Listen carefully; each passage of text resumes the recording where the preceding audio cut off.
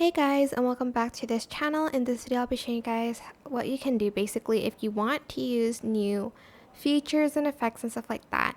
So you're just going to select menu here and you're going to go to more and you're going to go to the version, or you can go back to homepage and you're going to select this bit and you're going to select the version, and as you can see there is an update button.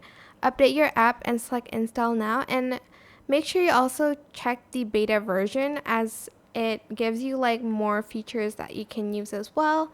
So this is what you should do when you want to update your app on CapCut PC. That is basically it. I hope this tutorial was helpful for you guys. Don't forget to like, comment, share, and also subscribe to this channel if you haven't done that already. If you have any questions, just leave it in the comment section down below and I will try my best to answer them all for you guys. And if you found this video helpful, please click the thanks button above the description box down below. And don't worry about your project, it will be saved once you update it. It'll still be there. Thank you so much for watching. Bye!